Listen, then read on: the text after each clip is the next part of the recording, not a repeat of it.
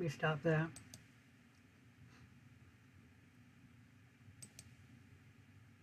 I forget to go to that button.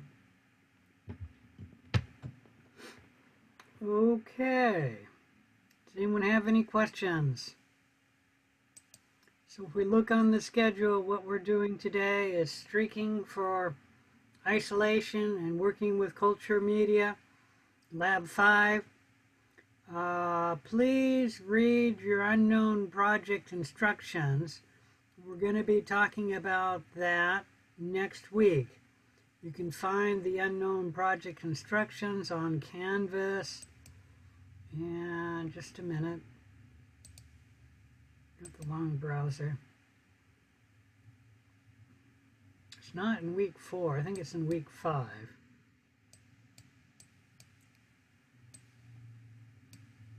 I've got week 5 on. Yeah, week 5 lab. The instructions for the unknown report. Building a dichotomous game plan. You need to follow dichotomous logic for doing your unknown report. Sample journal. I'll have to check. Oh, that's a sample journal for your unknown report.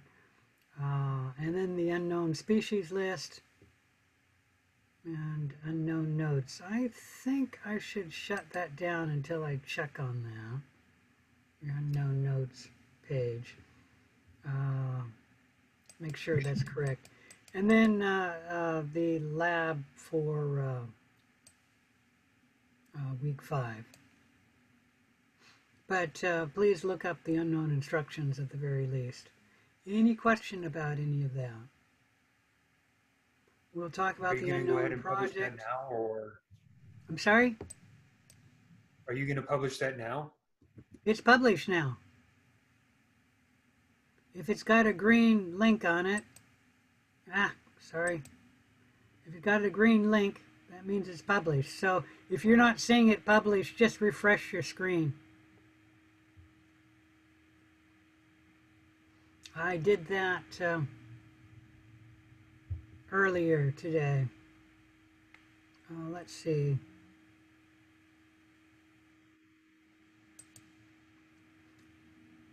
So do read the unknown project instructions. We will talk about them next week. We'll be doing Lab 5 today. And if there's no further questions, I'm going to minimize that. And come back to Lab 4. So if I don't have this so you could see it, in advance, please let me know so I'll turn it on. I didn't realize that wasn't on earlier. I got it on during the lecture today, but I meant to do that earlier, and I didn't know it wasn't published. Let's see. Let's go on to the lab. I think I want that over here. So Lab 5, the cultivation of bacteria. We'll talk about culture media, inoculation, and isolation. Please do the reading. You got a little bit of reading to do. And then we'll be doing a video clips and a virtual lab. Please learn the learning objectives. I quickly go over these, but you do need to know these things. Understand the importance of proper specimen collection and transport to the laboratory. Explain the 5 principal steps used by microbiologists to process specimens. And I'm only going to ask you, not the nitpicky grit on this, but logical, what's the word I'm trying to say? Obvious steps. Differentiate between the various types of culture media. You do need to know of the different culture media we're using and why you use certain culture media for different things and why you use different culture media for other things. Explain the purpose of streak plate culture technique, aka what it means when streaking for colony isolation. define the following terms: selective media, differential media, and reducing media. So I quickly go over those, but you should know those. Introduction for this lab.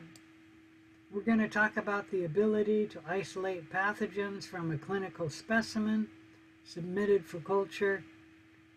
And when you do isolate the pathogen, your technique or isolating it is only as good as the collection technique and the timely transport to the specimen lab.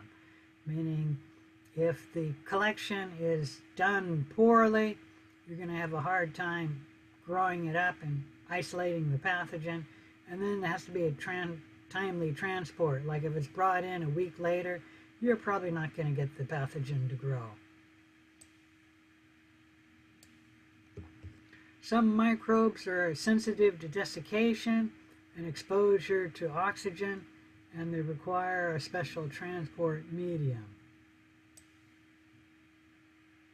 Once a specimen is received at the lab, microbiologists employ the 5 principal I steps to process it. The 5 I steps are inoculation, isolation, incubation, inspection, and then lastly, identification.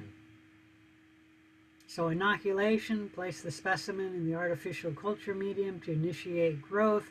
Isolation, generally they'll want the culture to grow as isolated colonies to be able to grow up a pure culture. Incubation, that's just putting it in the culture medium and then facilitating its growth. Inspecting the culture for the presence of microbial growth and the possible pathogen. Identification, performing specific tests to identify the pathogenic microbe. And we'll start on the identification process here, but you'll get a really good sample of identifying an unknown bacteria when you're working on your unknown bacteria. You will be given an unknown bacteria, and then you will be running different steps trying to identify the species of bacteria that unknown bacteria is. So to do these steps, you should realize there's different types of culture media. We've talked a little bit about culture media. Now we're going to talk further about culture media. You should be familiar with the fact that there are different types of media, and that we've discussed really only a general purpose media so far. A general purpose media is something like Na or nutrient agar, or Na, nutrient agar with yeast extract, or TSA, tryptic soy agar. These are media that supply nutrients to allow many different organisms to grow, and they're kind of cheap and just general purpose media to grow many bacteria species, but they do not grow all bacteria. The most important thing to know about these is they're not selective. Now, if you need to grow something that's fastidious, something that requires many additives, so it has very specific nutritional requirements, you'll have to use a special media, and we call these enriched general purpose media or enriched media. And an example of that would be something like TSA or nutrient agar that they've added 5% sheep's red blood cells. So you got blood in the media, and the blood adds the nutrients that the fastidious organism requires before it'll grow. So generally we don't call it 5% sheep's red blood media. We call it just blood agar or blood agar plates, so BAP for short, and then CAP for chocolate agar plates or chocolate agar. That is blood that has been added while the media is very hot, and so that lyses the blood, and it makes it look brown, so they call it chocolate agar. Okay, but they're very similar. Blood agar plates, you add the red blood cells when the media is cool but still liquid, and then mix it up to get the blood in the agar. The chocolate agar, you add the blood while the media is really hot, and so that lyses the blood, and it makes the media turn brown. And you grow different things in blood agar and chocolate agar. We'll talk just a little bit about that today. There's also selective media. A selective media is one that contains chemicals that inhibit or halt the growth of some organism, and that selects for certain organisms, meaning it inhibits something, but other things are selected for. Keep in mind two things when you use a selective media. First, the selective media isn't necessarily perfectly selective, so that it's not 100% selective. So even though it is selective, things that are selected against can grow just more slowly than they would grow in a normal media, like a general purpose media. Any questions about that?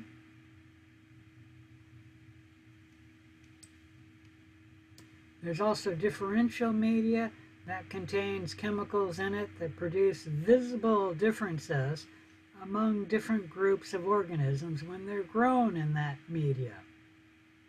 The differences that are displayed will be unrelated to how well the organism grows on the media. It allows you to differentiate between two different species because of the way they grow on the differential media. So you can look at the plate and they'll visibly look different from each other. Any questions about differential media? It's not selective, but it allows you to distinguish between two species because they grow differently. They might be a different color or something like that.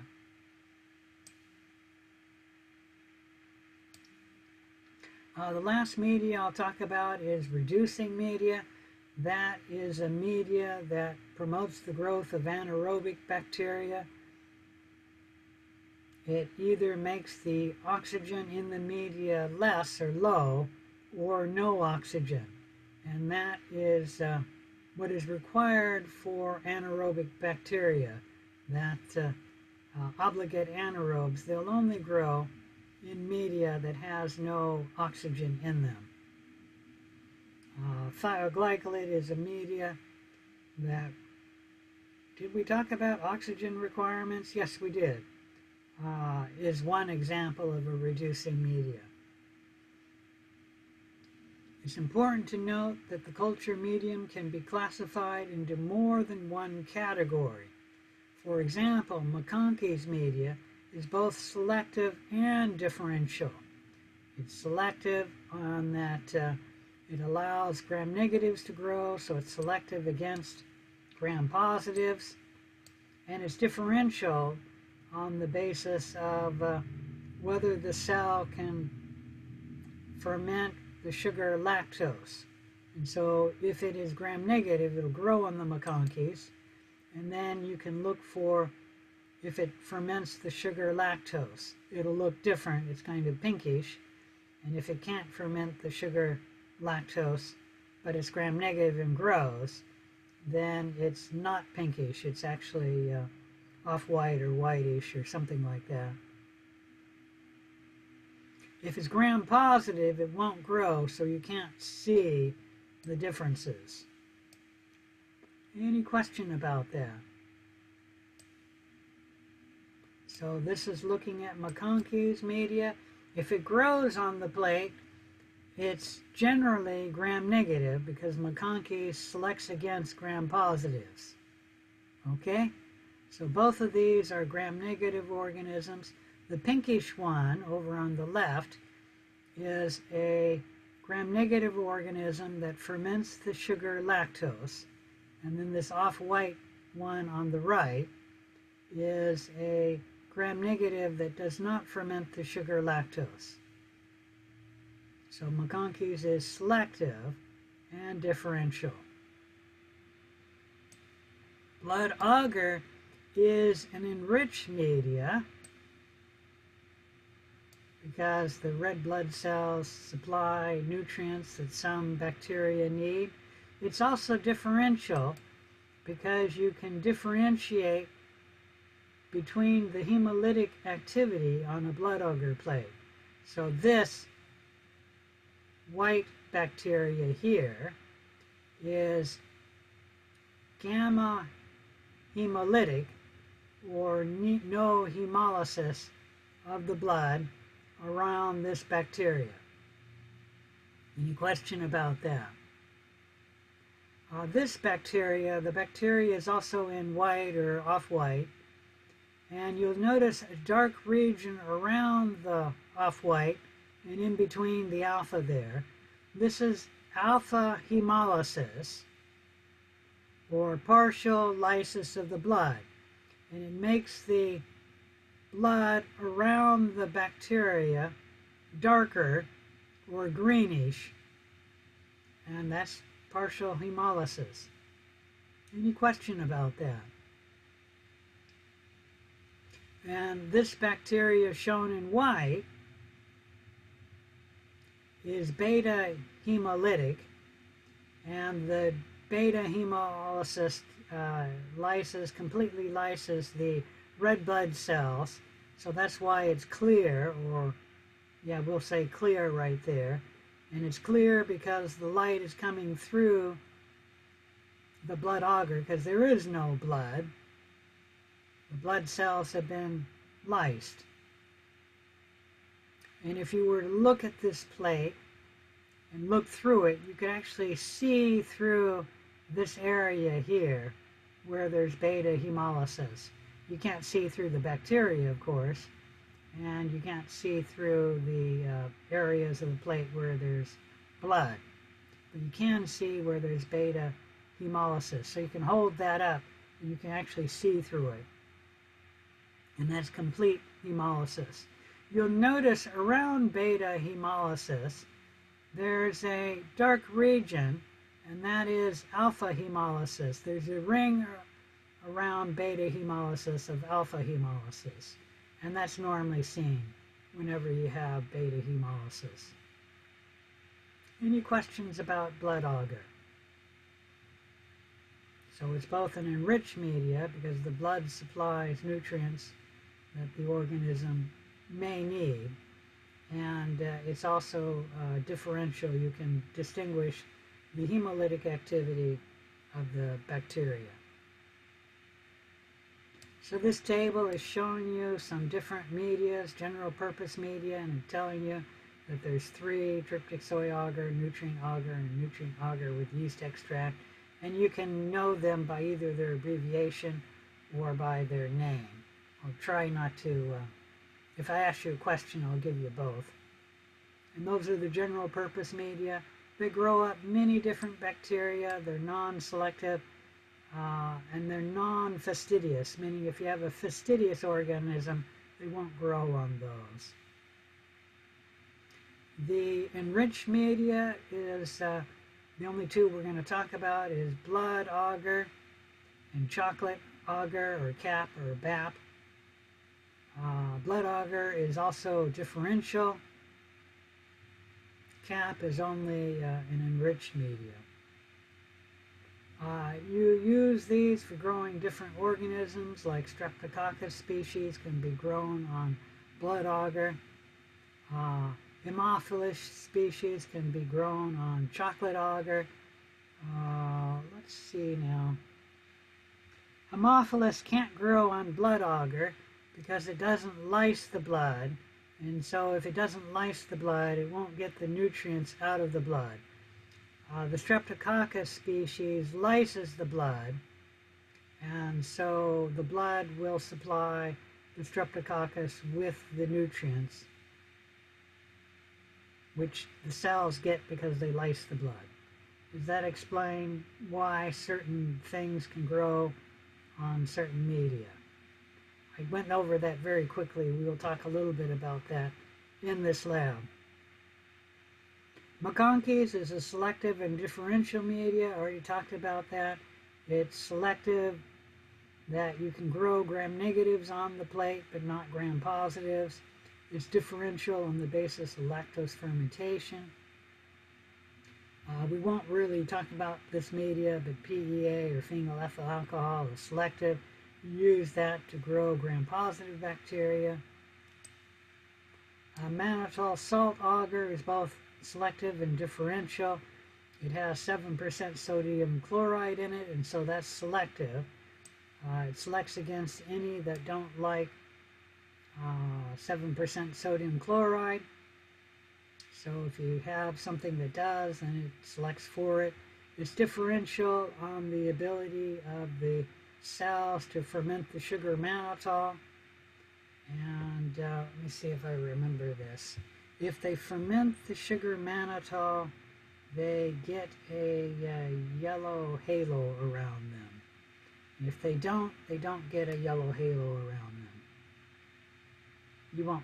I won't ask you about that, but anyways, mannitol salt agar is selective and differential. So go through reading the lab here. It might ask you a question about what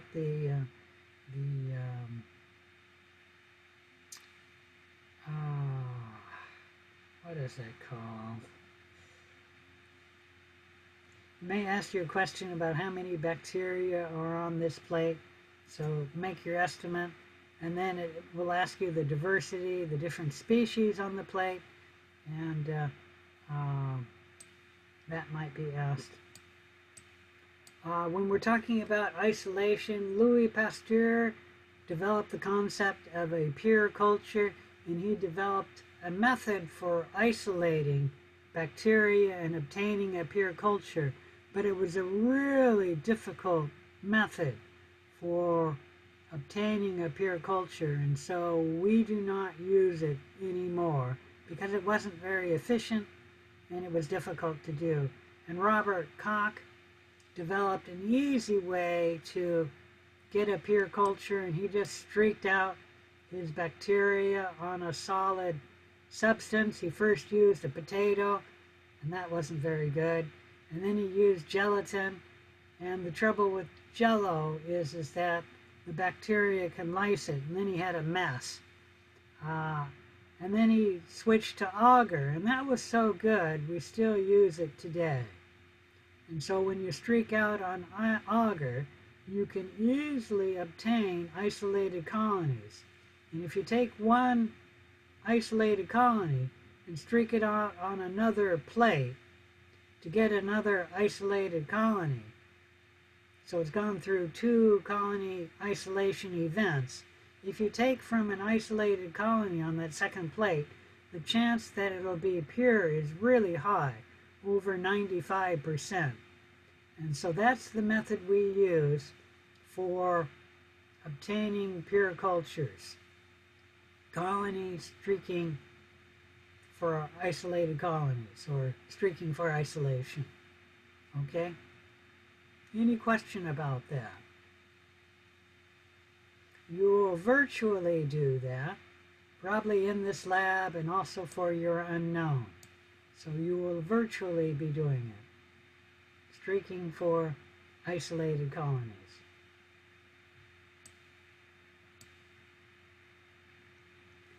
When you're streaking for colony isolation, theoretically, at some place, maybe the last quadrant, but it could be an earlier quadrant, when you're doing your streaking, the first quadrant, and then the second quadrant, and then the third quadrant, and the last quadrant, you'll be putting down isolated cells, and then they will grow up as separated cells, which will form isolated colonies. Like these 3 right there. Let me see if I can blow that up. They're not isolated enough. In fact, I think those 2 colonies are touching. That third might be separated. It's hard to tell. But they're not isolated. But that colony and that colony and that colony are isolated colonies. And so if you were to take that up and then streak it again for colony isolation, it would likely be your pure culture. Any question about streaking for colony isolation? What you do is, this is using the 4-quadrant method. We might do the 3-sector method. It doesn't matter. But you take your cells from your initial solution or stock, and then you sterilize your loop, pick up the bacteria, and then you streak it in your first sector. And then you take your loop and you sterilize it, and you streak it in your second sector. And then you sterilize your loop and you streak it in your third sector. And then you sterilize your loop and you streak it in your fourth sector. And someplace along the line you're putting down from the loop individual bacteria cells which will grow up to give isolated colonies. Any question about that? You'll watch a little video on how to do that. Let me shrink that down. Incubation. You recall from Lab 1 that while culture media contains chemical nutrients necessary for the growth, microbiologists must additionally provide appropriate physical conditions. And that's why we cultivate microbes in an incubator. Some incubators give them a special atmosphere, meaning a specific rate of O2 and CO2. Like in this anaerobic jar, we're removing oxygen. We might be supplying other gases like CO2. And that will provide anaerobes to grow. In most incubators, you're just growing it in the air, but the incubator generally is warmed. So you're giving them the correct temperature and humidity, and then you incubate it for the correct amount of time. Like if you were to do it too short, the bacteria won't have grown yet, or at least not grown enough.